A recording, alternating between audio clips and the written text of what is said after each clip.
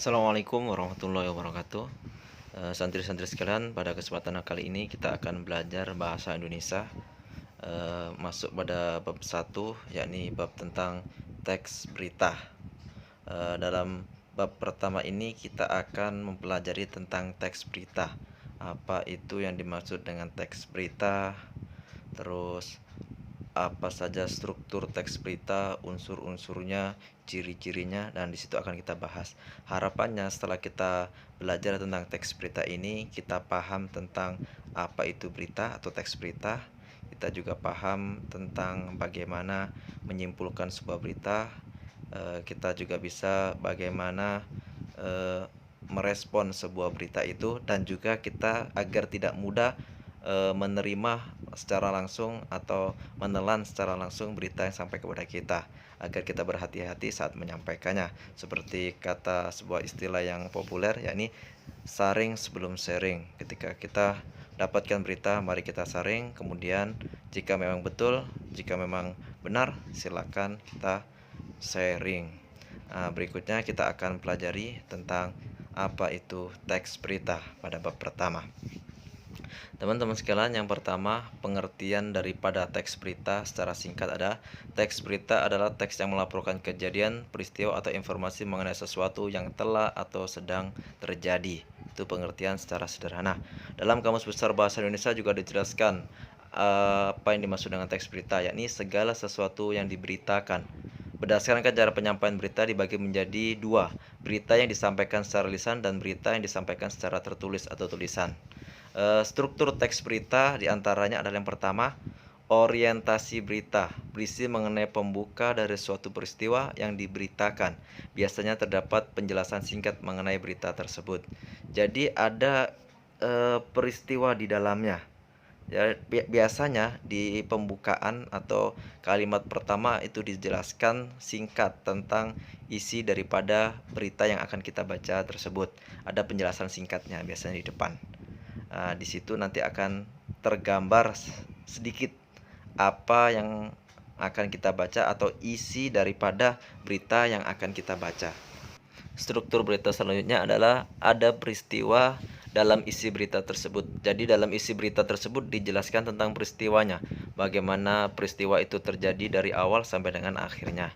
Yang ketiga, struktur berita adalah sumber berita. Berisi mengenai sumber didapatnya berita tersebut. Biasanya berita yang ditambahkan sumber dituliskan pada media cetak seperti koran, tapi tidak jarang media elektronik juga menyertakan sumber berita, terutama di internet. Jadi harus ada isi sumber berita, di mana berita itu kita dapatkan harus kita sertakan di dalam teks berita tersebut.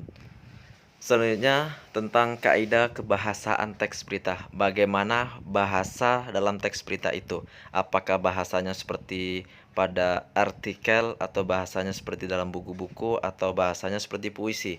Tentu kita harus pelajari. Yang pertama, bahasa dari teks berita adalah verba transitif, yakni verba transitif merupakan verba yang dapat diubah ke bentuk pasif.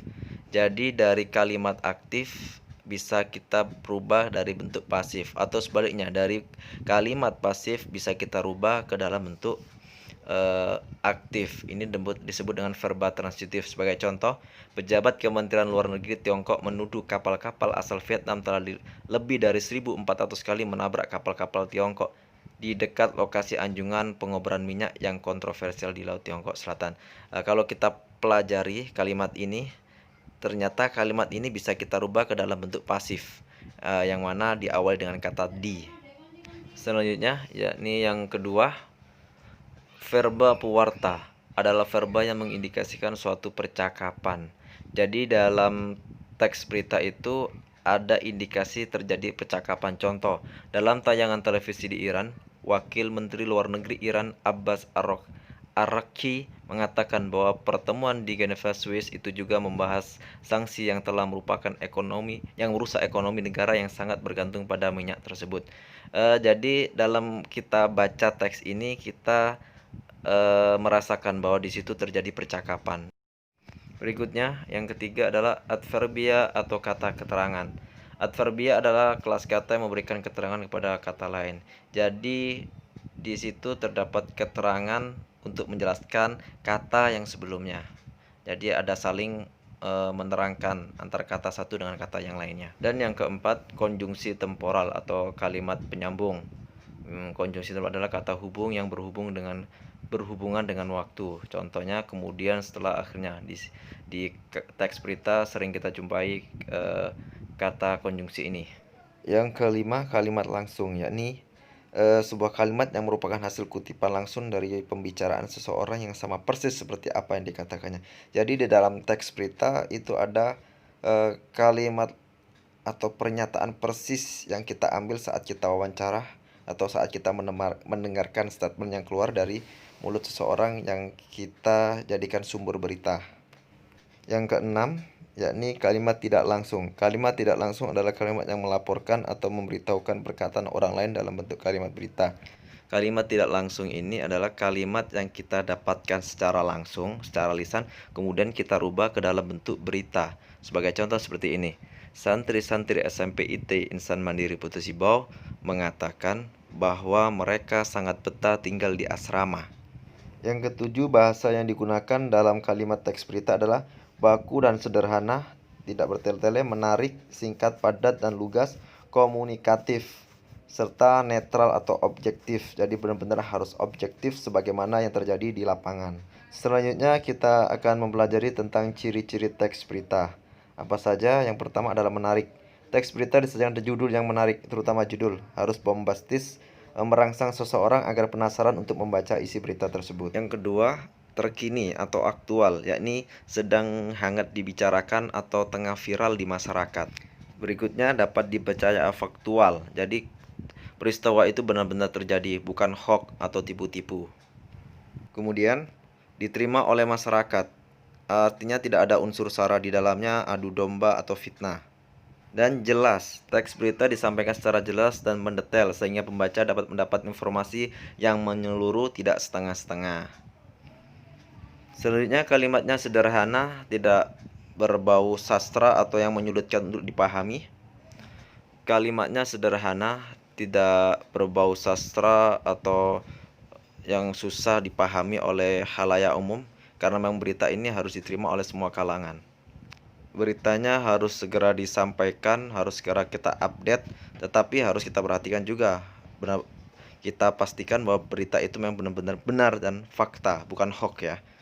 Karena kalau beritanya udah usang, udah terlalu lama, tentu bukan sesuatu yang menarik lagi, karena udah kadaluarsa, telat pemberitaannya.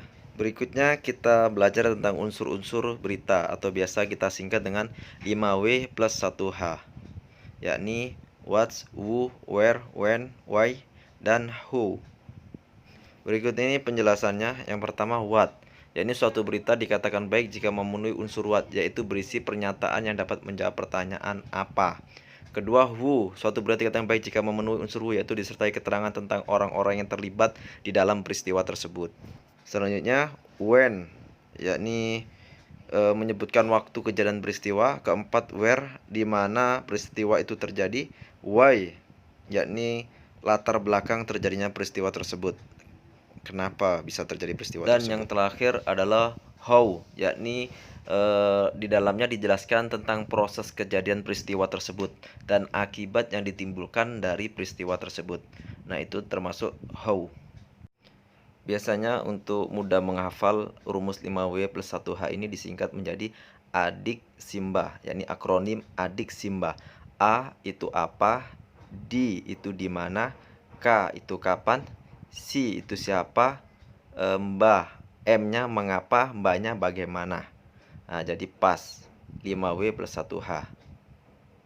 Untuk materi kita kali ini cukup sekian. Nanti jika ada yang kurang dipahami, silakan ditanyakan melalui WhatsApp. Terima kasih. Assalamualaikum warahmatullahi wabarakatuh.